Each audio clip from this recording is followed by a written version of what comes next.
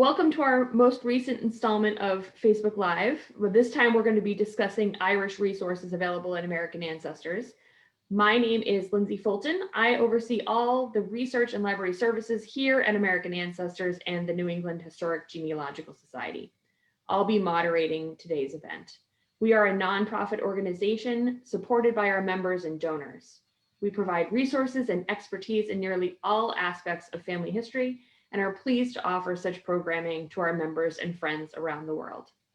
Our speaker today is Melanie McComb. Melanie assists library visitors both on-site and online, mostly online these days, with their family history research. She also lectures on a variety of genealogical topics. She holds a Bachelor's of Science degree from the State University of New York Oswego. Her areas of interest include Connecticut, Massachusetts, New York, New Jersey, Kansas, Prince Edward Island, Quebec, and of course, Ireland. She's also experienced with DNA research, doing work with some technology, some genealogical technology, as well as social media, Jewish genealogy, and military records. Viewers may also know Melanie from her blog, The Shamrock Genealogist, which is quite appropriate for today's talk. Melanie will lead today's discussion on Irish resources at AmericanAncestors.org, highlighting our most popular databases, but also some of those hidden gems you might not know about. After Melanie's short presentation, we will have time for questions from the audience. If you think of a question during today's discussion, please type it into the comment section and we will get to as many as we can in the allotted time. Okay, take it away, Melanie. Okay, great. And thank you, Lindsay, and welcome everybody, and a happy belated St. Patrick's Day to everybody. Given that I call myself the Shamrock Genealogist, I figured it was fitting to bring out some more shamrocks because we all could use a little bit of good luck with our research. So we're going to start off by going through a few of the different databases available on American Ancestors, as well as a few other updates that we have through our website, including a brand new subject guide. So we're going to start off with showing what resources are available. When you're on AmericanAncestors.org, you can go to Search, Browse Databases A to Z to see a full list of all of our databases. Now, if you wanted to see the different databases that we have tagged for Irish research, you could even do that keyword search here where it says search by database name. And I'm just going to simply put Irish. Oops. I can spell it right. And I'm going to get a list of different databases we have available, specifically focused around Ireland or Irish settlers coming in. Some of our more... I can't see your screen. Sorry to interrupt, but I can't see your screen at the moment. I'll fix that one moment. Okay, so let me start again. Sorry about that, everybody. There we go. Okay. Great. Okay, so let's start again. So on the search page, you can go to Browse Databases A to Z to see a list of our full databases that you can search on. If you wanted to look for specific databases for Irish research, you could type in Irish where it says search by database name. This will pull up a lot of different resources related to New England as well as in Ireland. So we have a couple of different resources like the Hibernian Atlas, session book for Northern Ireland, as well as things around New England study projects, which is the Scots-Irish Settlers, which is fairly new, and also our Provident Institution for Savings records, which you've probably heard about in some of our lectures. We talk about some of the emigrant savings bank accounts that were set up. We're going to come back to some of these, one of these databases later today, but wanted to show here's where you could start. Now, we want to make sure we don't restrict it only to Irish. So a big database that we like to use here at American Ancestors is the Roman Catholic Archdiocese of Boston. And you can access that by just typing in Catholic under search by database name. And we have two different databases available. We have a collection here at the top, which is searchable for our members. So you can put in any search on any names, any keywords to pull up records related to your family. Now, if you already know what church you want to look at and you want to browse it, the catalog, For our guest members, we have an image-only database. So we'll briefly look through both of those. Now, you may have noticed that they didn't come up in the previous screen under Irish, and that's because in addition to Irish immigrants and settlers into New England, we also have French Canadians and Italians and Portuguese and several other groups. So we didn't want to restrict this to just one area, so you do need to look for the Catholic records here. So we're going to start off with the searchable database, Roman Catholic Archdiocese of Boston. We are currently working on digitizing the records from the Archdiocese through 1920. We've completed through 1900 so far, and we're on target to work on completing this by the end of the year. So when you want to do a search, you can start off with doing a first and last name search on someone you're looking into, knowing that they are the subject of that particular record. So the types of records you can look at are baptism records. You might see admission records. You might see death records, reconciliation, sick calls, marriages, and cemetery records. So there's a lot of different types you want to look at. So depending on what record you're looking for, we recommend to filter on the record that you're most interested in. What also helps is putting in a date range. Putting in a date range based on when you think the event happened. Keeping in mind that a buffer is a good way to look for a record, especially when there are discrepancies in the census records. If you know the particular church that someone should have had that event happen at, you can then select it from the volume drop-down here. Using this, you can scroll down and it's arranged alphabetically by the name of the church with the name of the city in parentheses next to the type of records, such as baptisms, marriages, etc., and the year ranges that you can find. So this is a good way to narrow it down when you know it should be at a particular church. This way you're not searching an entire set here. You also have the option to search on family members. You can search on father, mother, spouse, and another hidden tip we always like to recommend doing, if you're doing any kind of fan club research, if you're looking at those other people that are in your ancestor's life, and you want to see if they were involved as godparents for baptisms or possibly witnessing a wedding, you can keep this defaulted to any. And by doing this, you could then just do a search by a first and or last name and pull up all entries related to them. So that's a good way to look and see where maybe your ancestor was stepping in for a role for someone else and possibly find another relationship. So we're going to do a search for a marriage here. In this case, we are looking for a Michael Rooney. So we're going to type in Michael and then Rooney for first and last name.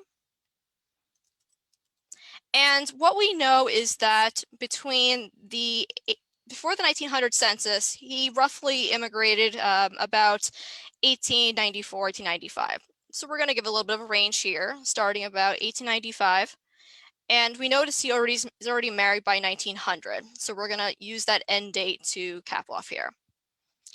We're then going to search by record type and go into marriage. So from here, we have this set information. If you have already know about the spouse and you've already found the civil record, you could then select spouse and start typing in also another name here. So I know her name goes by Bridget, sometimes by Delia. So we're going to have to start off with this information. Sometimes less is more when searching this database is best. And then we're going to go ahead and click search.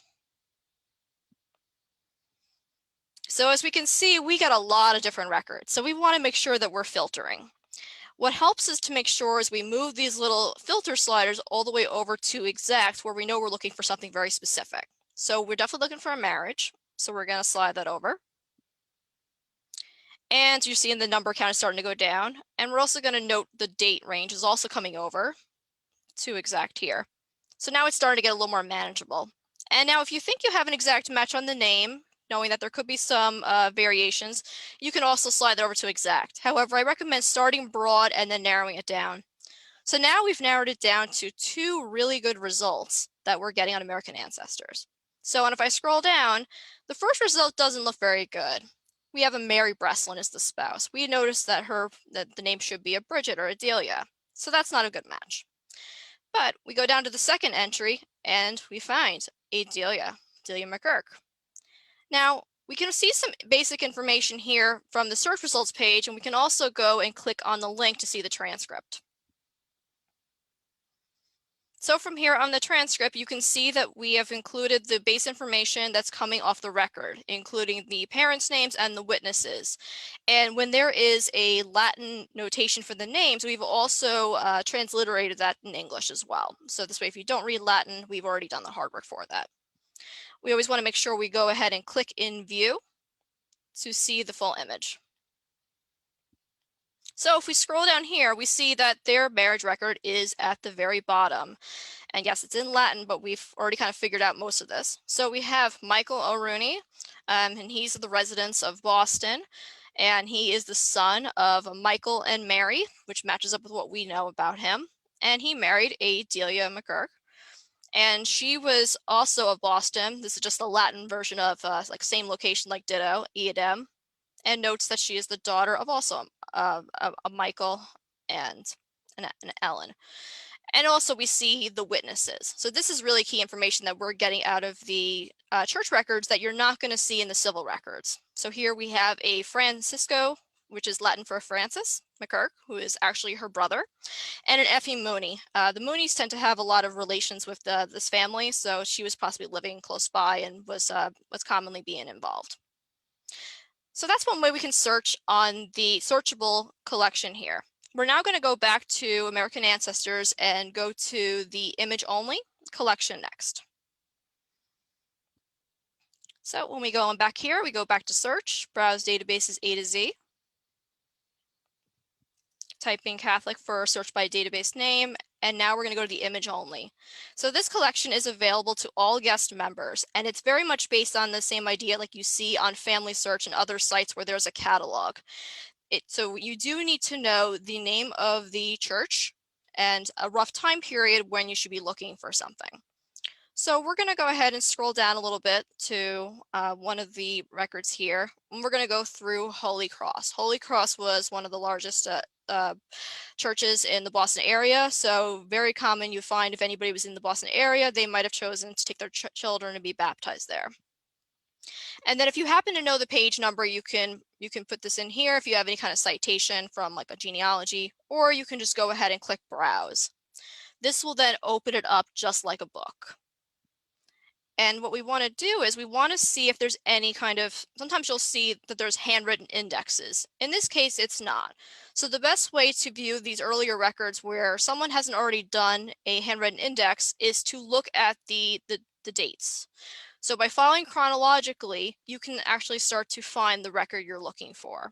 So you'll see that the name of the child will be on the left-hand side, as well as the notations on when the child was baptized, sometimes even including the birth date, as well as parents' names and sponsors here.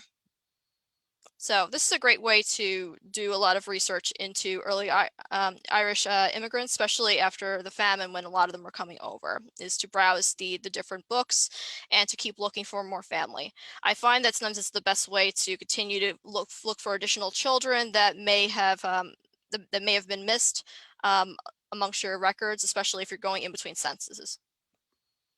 So the next database we're going to go into is one of our brand new ones. It's actually the Catholic Cemetery Association records, because what we're always looking for is the burial records and final resting place for our family.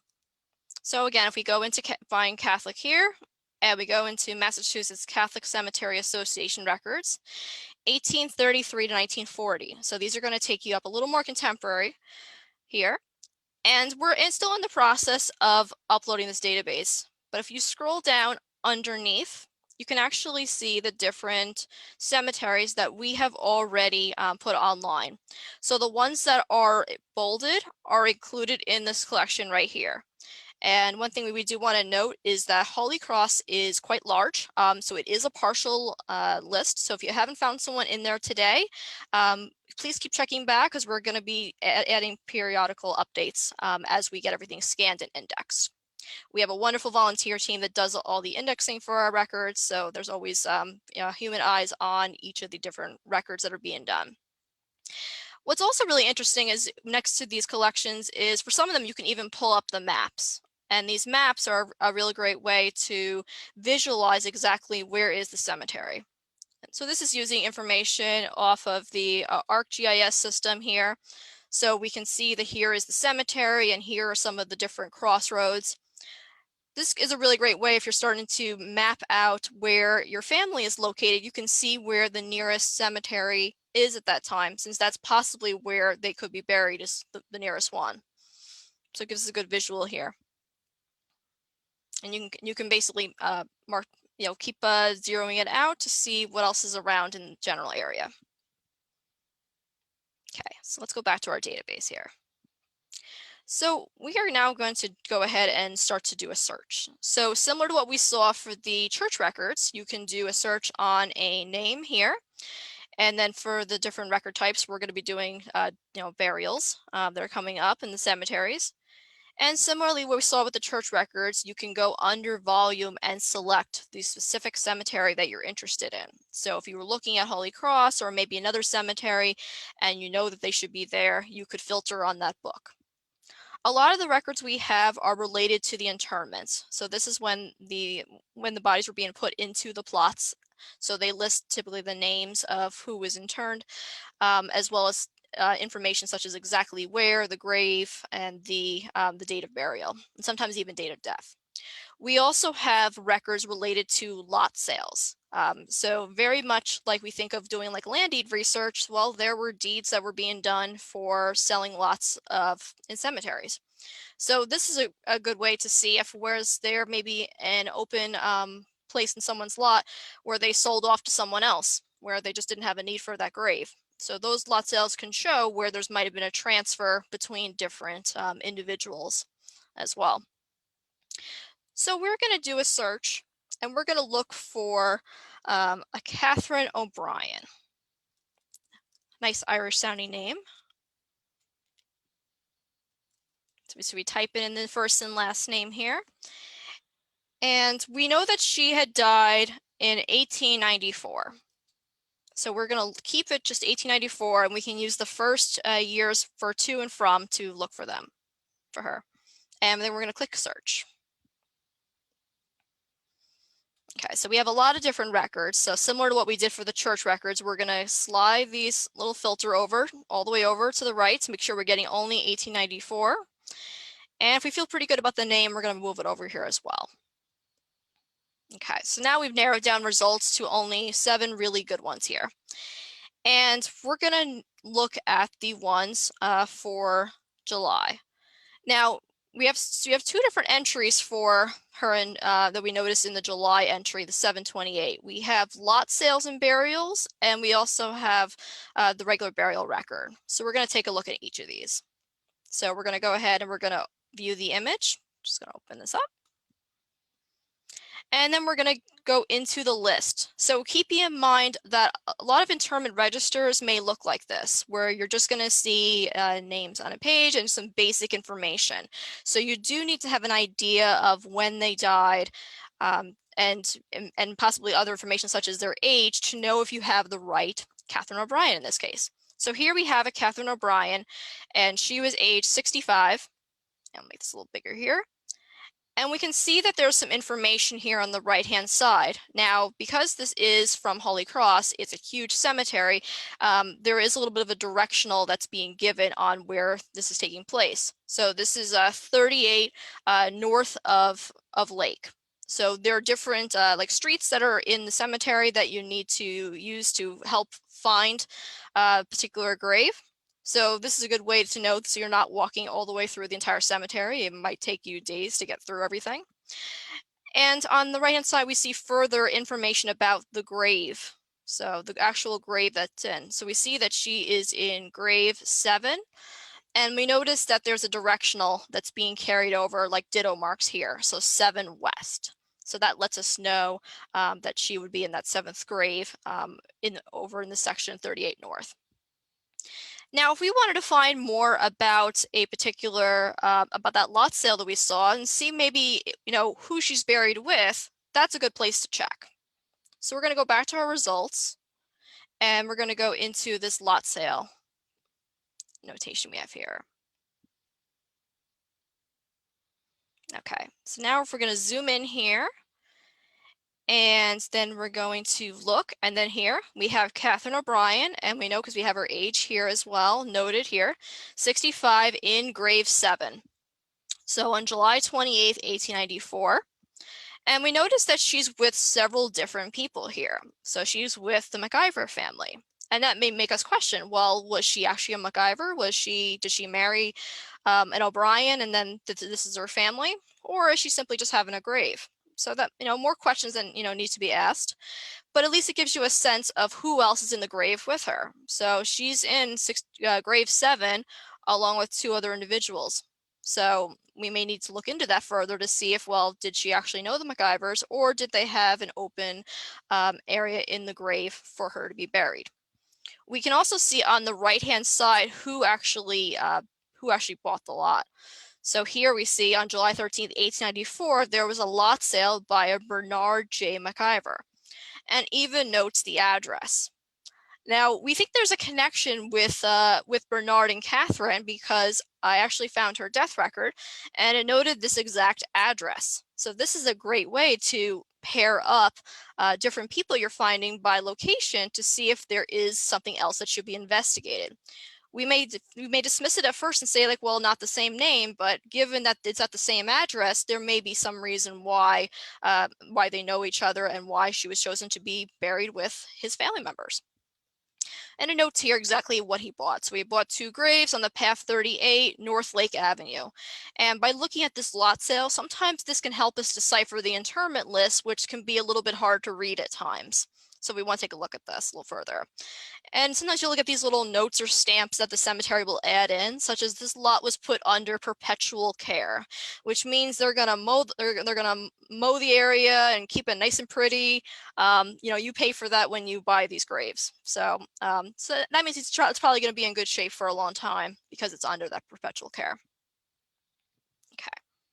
So that's the cemetery collection. The next collection we're going to go into is a really exciting one that I like to use, and the best part is it's free. So for any of your guest members who want to take a look at it, and we're going to look at the search for missing friends, the Irish immigrant advertisements. So I'm going back to my database list, putting in Irish, and then I'm clicking on the database.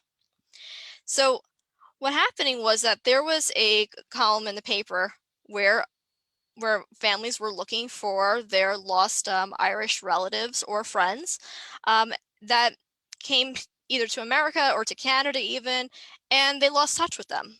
So whether they came years earlier and then they just never got in touch with them later, or just something happened along the way, it was a way to help reunite a lot of people. And they had a lot of great success actually with these ads by placing mini ads about the details about who they were looking for. So we're going to do a search to show for a John Kelly.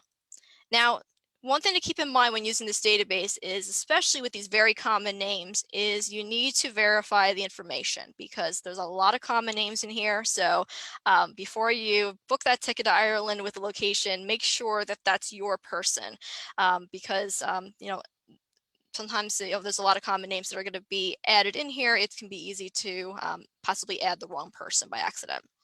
So we're going to search by a John Kelly. If we had any other information, such as his place of last residence, we could add it in here, such as if we had known where in Ireland he's from. We're going to actually put in Leitrim. He's from County Leitrim. So we're going to see if we can find a John Kelly. So we're going to go ahead and click search. And didn't really like that. So we're going to actually take out Leitrim. Sometimes the place of last residence isn't always filled out. So we're going to leave that blank.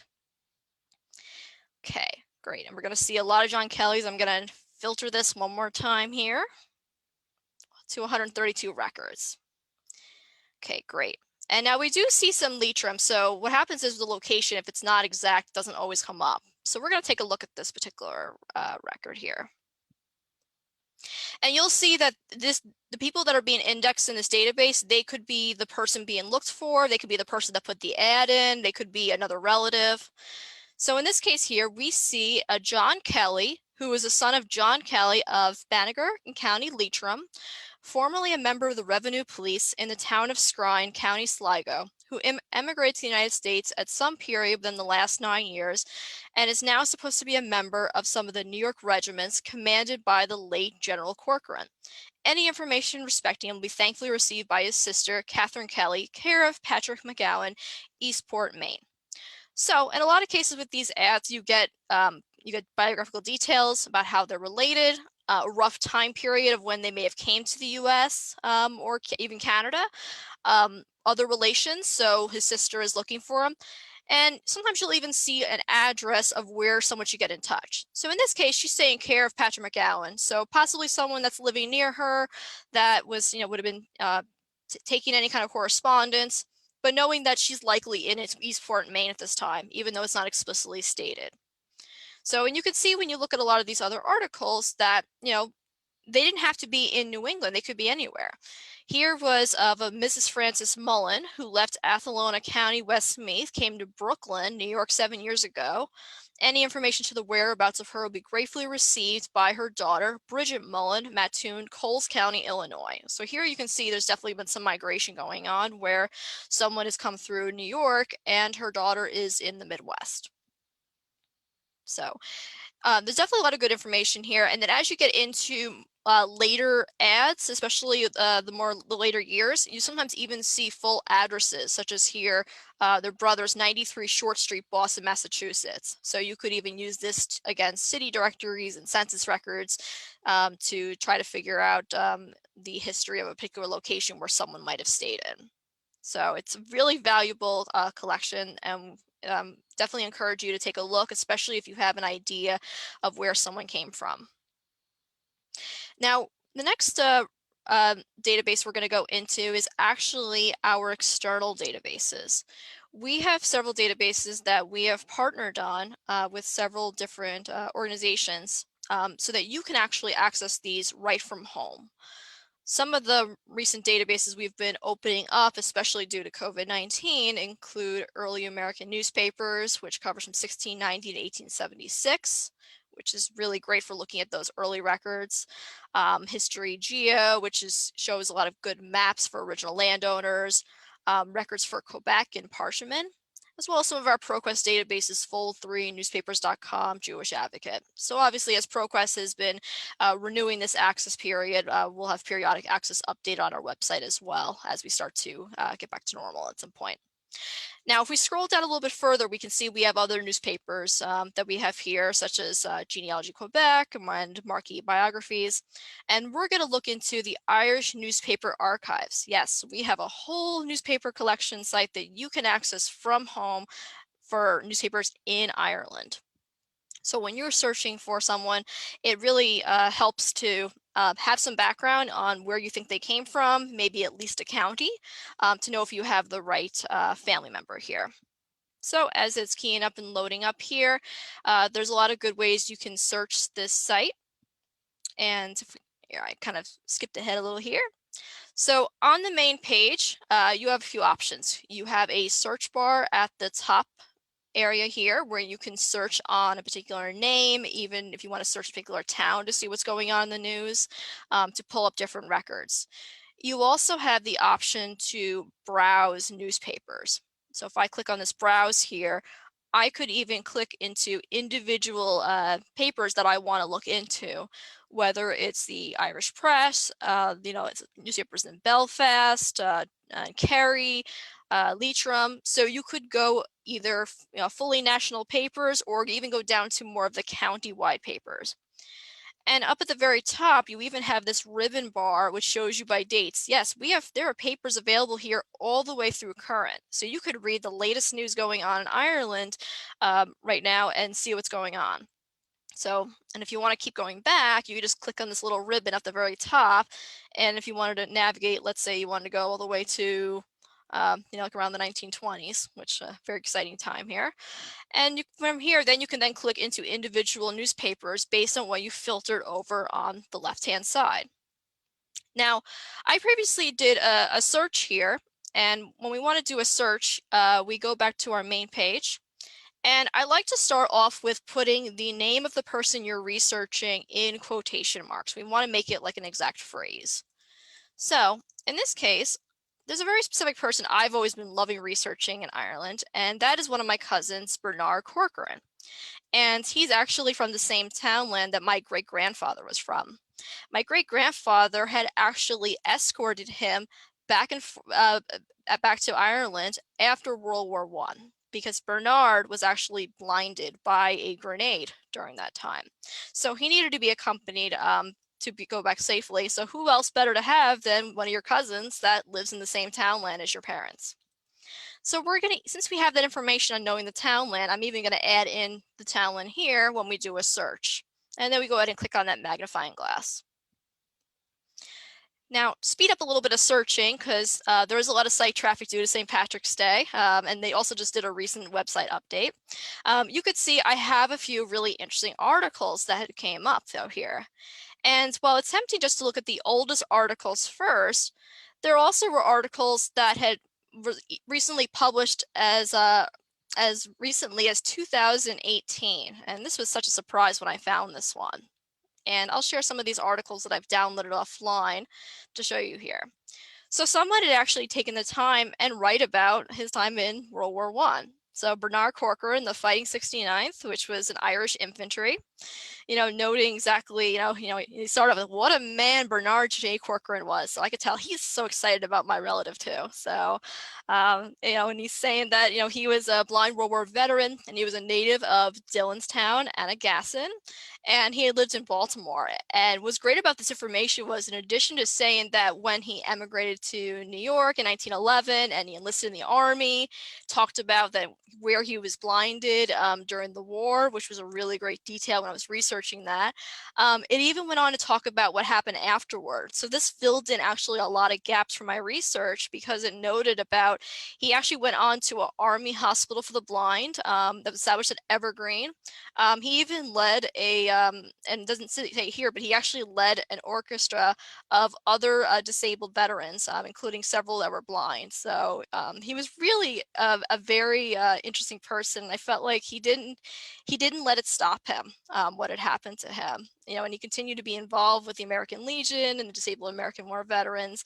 And of course, we get some genealogical detail in this article. They noted that he was the son of Peter Corcoran and Catherine Conlon Corcoran at the Castle Dillonstown. Yes, I actually had family that lived in what was used to be an old castle.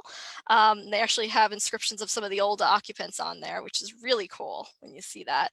And it noted that he had two different wives at the time, Ethel Murphy and Mary Comenda, and also noted his daughters at here. And the article kind of ends. Any more detail on the life and times of Bernard Corcoran, I wonder? Well, I've been meaning to write the newspaper a letter, kind of sharing some of the other things I've been able to find about him, because he was a real interesting guy. And other articles I found were including he had actually presented a Braille copy of a Bible that he had done. So again, like some of these smaller articles we see that were written up in the 1950s to share more about what he had done. So these are the type of things that you can find.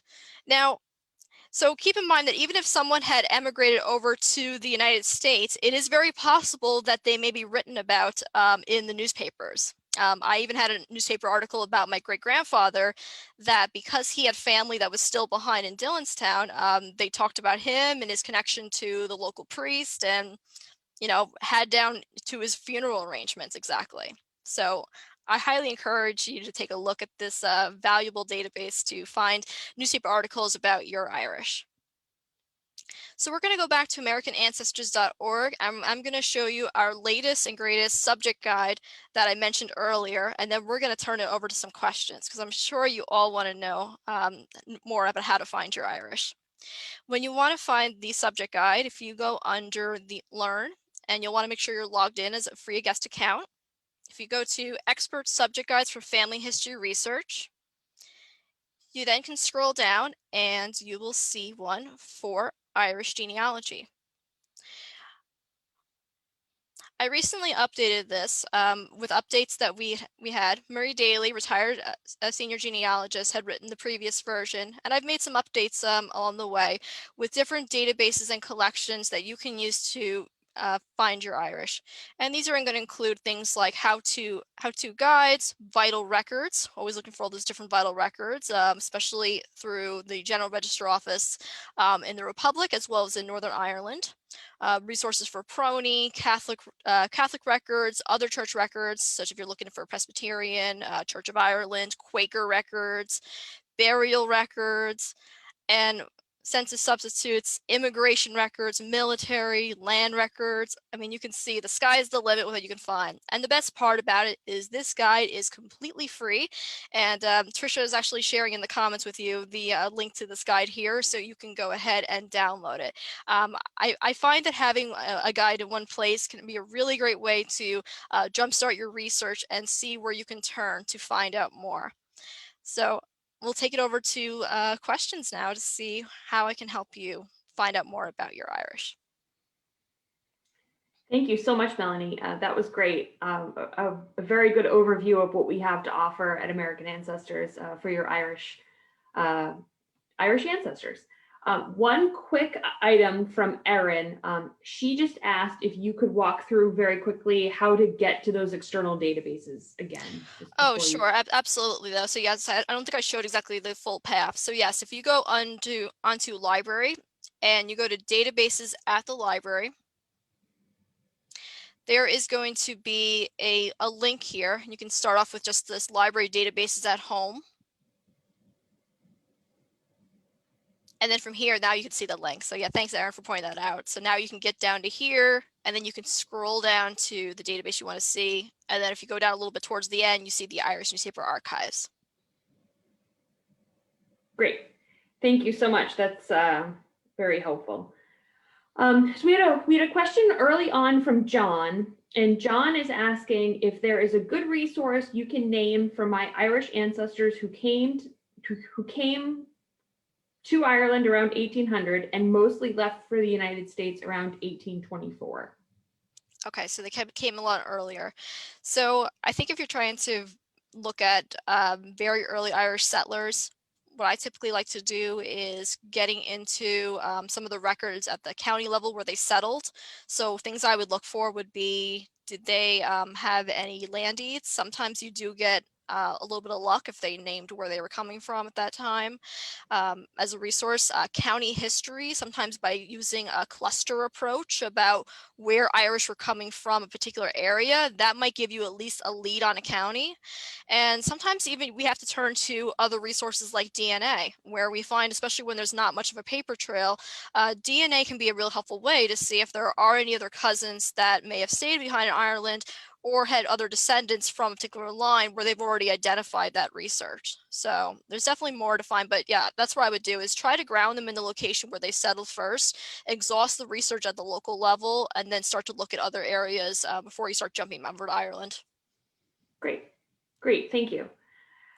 We have a question from Patricia who, while you were talking about the cemetery database at American Ancestors, she started thinking about her own ancestor being, and where they were buried. So she would like to know where her great-grandmother, Kate Webb, she's buried in Mayo. She has the death certificate, so she knows that that she died in Ballynew, but she has no mention of where they were buried. So do you know of any cemetery databases that are specific to Ireland? Oh, yes, I do actually. So one of my favorite websites I like to use for Ireland website is the Ireland Genealogy Project's Archives.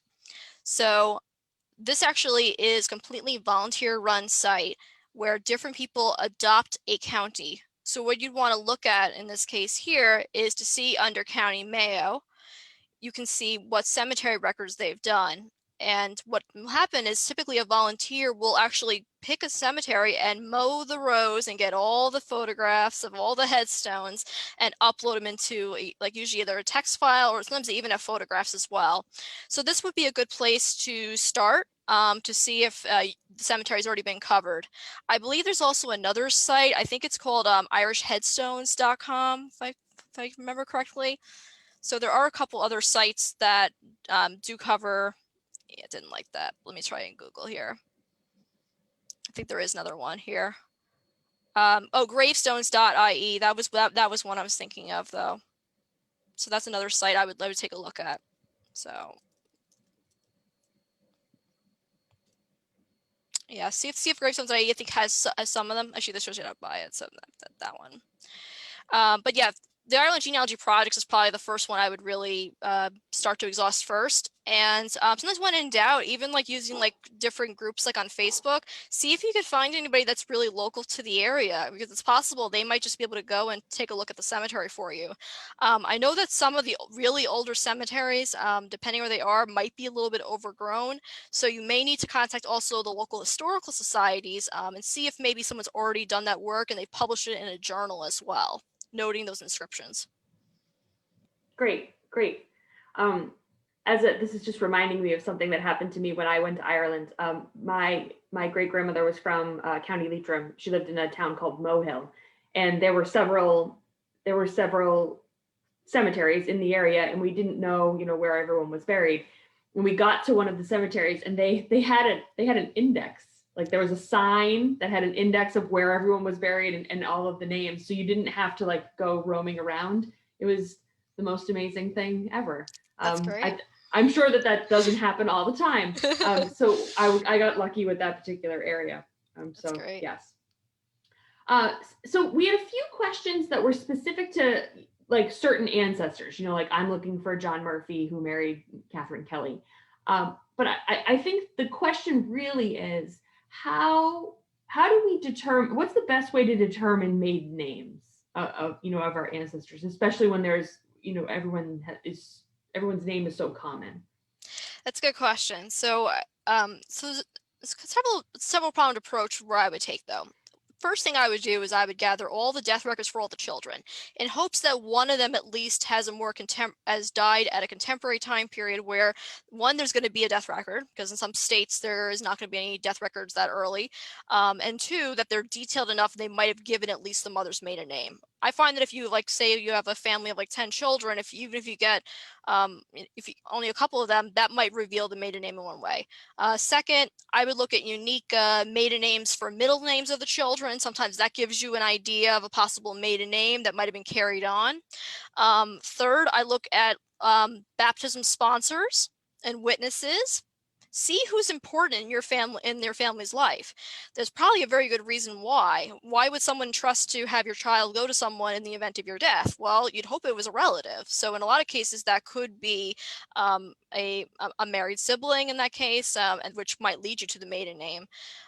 So that would be some good starting points. And then just continuing to exhaust just the other record sets. If you can find any kind of probate or anything like that, there actually are still some Irish wills that do exist where that can give you some leads if you have a good idea of the name. Great. Yeah. So the idea of working from what you know and then Exactly. and then going to the unknown. Yeah, that's very important, I think, especially when you're doing Irish research.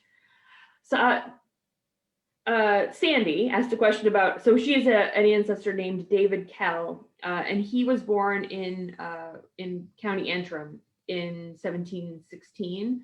So do you know of resources that are available for that particular area that might be potentially helpful for Sandy? 1716, you said? Yeah. So County Antrim, so we're talking about Northern Ireland, right? So yeah, I would say probably looking at the Prony catalog would be a good starting point. And even the records through the National Archives, there might be some things. Yeah, 1716 is pretty early. So what you might want to do is definitely pick up John Grenham's Tracing Your Irish Ancestors book, because he actually does a county breakdown, and sometimes he finds like really obscure like census records that were taken at the time, such as like the spinning wheels, the flax. That might be something to exhaust to see if there's something else that would have already happened at that time, and see if there is any records that did survive. But it is a tough time period, so you may need to get a little creative with what you can find out and maybe turn more to DNA to kind of find those cousins. Right. So we had a few follow-up questions along the same line as that, thinking about our Northern Irish ancestors. They may not have been Catholic, So a few folks were asking questions about what do we do if we for our non-Catholic Irish ancestors, maybe some who, who either came to the United States or Canada, or maybe who remained behind in Ireland. Okay, sure. Well, the first thing I would do is probably identify the religion of the family, if possible, so you can see if there are any records, such as like the Presbyterian. They have a Presbyterian library over in Ireland. Quakers, there's a really good database on like Find My Past, and I believe they're adding more to Family Search as well. So that's a good place to check for like early meeting records. Church of Ireland, there's quite a few things you could find through. There actually is an Anglican records project that's in the works where they're starting to digitize more of the parishes. So that's going to be the key, is really knowing which parish you're looking at to see what records have survived. And also, using sites like Roots Ireland, they do have some of the early church records that you can use. It's a subscription site, but it helps you to see what already might be out there, though. So yeah, I think starting with the religion of the family would be a good way to take a look at that. And if you started getting into like a little bit later into like the early like 1820s or so, I would look at like the Tithe Plotman books. That's preceding Griffith's valuation, and that can be a good way to establish a family in a particular area. But you do want to have an idea of where they are, because sometimes it can be a little tough to go through those books. Gotcha. Yeah, that makes a lot of sense. Colin asks about the databases that maybe we have or that others have that are specific to Ireland, that are not United States based, but that are Irish based. Okay. Do you have some recommendations on maybe what we have here, and then also ones that you are like your go-to records, while you're researching at home? Sure. So if we look at some of the databases we have on our website, so some of the big ones you might want to look at are related to Cork, and the Annals of Bara, which I believe is mostly related around Cork as well, which is really great. We also have in our digital library and archives Richard O'Dwyer's manuscript collection, which is very good to look at. So if you want to look at those digital collections, you can access our online library here, digital library and archives here at the very top, right under library. And so once you're in here, then you can, if I just want to put in Dwyer, D-W-Y-E-R, yep. And you can see some of the things that we have here. So here's the the guide to the Roberto Dwyer papers, and you can actually then read this. So these are really, he did a lot of research into a lot of different parishes, so, and looking at the migration of families. So this would be definitely a good record set I would look into. And in addition, if you're looking at more Presbyterian records, we have the session book of Agadowie here that actually came from the Presbyterian Historical Society. So looking at a lot of the families coming over from Londonderry area, this is really good for that early 18th century research that we have here. And in terms of like external databases, I would say for Ireland, depending on what you're looking at, irishgenealogy.ie is wonderful because that's where the civil records are going to be. They're free and they're adding more and more images over time. So that's where you can find those civil birth, marriage, and death records. Looking roughly, after 1864, a little bit earlier for marriages. Roots Ireland I mentioned, which is really going to be a lot of the transcripts of the records, so that will at least give you a lead on where we think someone should be in a particular parish. And a lot of the information is already transcribed from the original record, so you get the names, the parents, the sponsors if they're noted. Sometimes there's priest notes that are also added in there. Those would be my two main sites. There's also the Ask About Ireland website, which you can use for free to access Griffith's valuation. So that's a good one to take a look at if you want to look at Griffith's valuation to another site. Great. Yeah, those are great suggestions, things that I've used, with my own Irish as well. So all of the above are great. And the O'Dwyer collection, that's actually our most popular manuscript that we have at NEHGS. It's the most used manuscript that we have. So definitely take a look at that if you have, especially if you have Cork ancestry. So we only have time for a few more, but Elizabeth asked a very good question, and one that we have received on several occasions, and that's have the U.S. dioceses in other areas like Philadelphia or New York, have they been done by either us or another organization that you know of? So currently we're just focusing on the Archdiocese of Boston, but we're always open to any other new ones that want to work with us. Find My Pass is actually working with Philadelphia, New York, Cincinnati, I believe, and several other different major cities. So those can be accessed on their website, findmypass.com. And for other diocese records that are not included in those collections, you would need to find out to see, does the Archdiocese have the records? In a lot of cases for smaller cities, you'll find that the parish churches will typically keep the records there. So going to the Archdiocese websites will usually help guide you in the right direction of where you're looking for those particular collections. Great, great. All right, so one final question then for you before we go, and this I think will hit you in your heartstrings, and this is asking about sites about Irish immigrants who came through Canada.